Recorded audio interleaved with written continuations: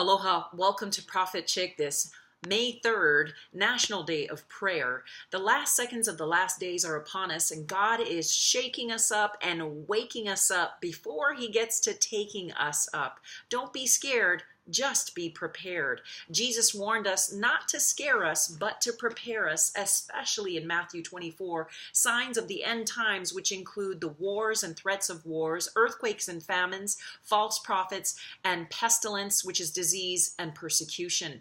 Today, on this National Day of Prayer, we see all of the above and forementioned, but what especially may be a quick descent into Ezekiel 38 war, World War III. First, here in Hawaii, residents on the Big Island are urged to remain alert after hundreds of small earthquakes at the Kilauea volcano. The earthquakes cracked roads in Puna, indicating an eruption is imminent, any minute imminent. In fact, today at midday on the Big Island, a 5.0 magnitude earthquake came after a deep rumbling was heard, and then after the earthquake, a pink cloud over the volcano area. Meanwhile, in the island nation of Vanuatu, they are permanently evacuating one volcanic island there as it continues to threaten lives. And the big one, an earthquake of 9.0 magnitude, could hit very soon. It's forecast to hit the tiny Washington state town of Joyce, and it could happen any time. People are stocking up, readying shelter, and promising to ride it out. The bottom line, the number of earthquakes worldwide, especially around the Ring of Fire, the Pacific Ocean, is increasing dramatically. Also today, according to the Associated Press, President Trump all but decided to withdraw from the 2015 bad nuclear Iran deal by May 12th. That's just 9 days from today, which kind of puts us under a spiritual time crunch. Iran's supreme leader said that Tehran would not accept any changes to its nuclear deal, and this would tip us, the Middle East, into further war. Meanwhile, the UN's top Mideast envoy warned that the Gaza Strip is, quote, about to explode, and declared that the world must do everything possible to prevent another war between Israel and the Palestinians, as well as elsewhere in the Middle East.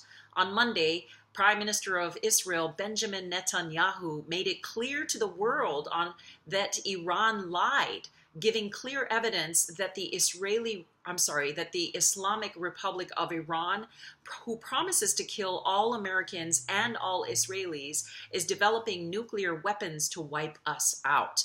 This could be Israel setting up a preemptive attack against Iran, which they have promised to do. Massive alert right there. That would pull all of us into wars, as we are allies of Israel and the rest of the countries behind Iran.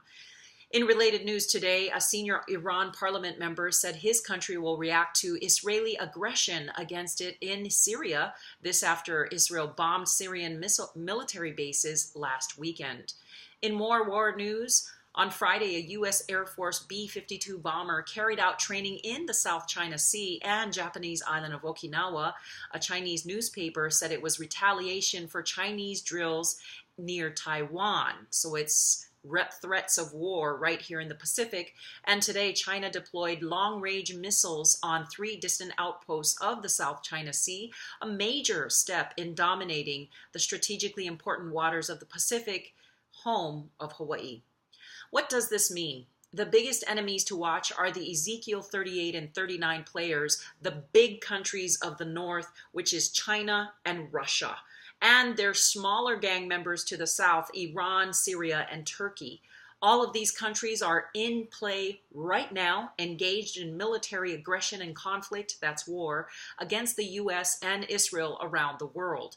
Yes, North Korea stepped into peace with South Korea, but the biggest threat has always been God's biggest warning, Ezekiel and 38-39. Keep alert to the Ezekiel War, or known as World War III. I finish with a word of hope from God's Word.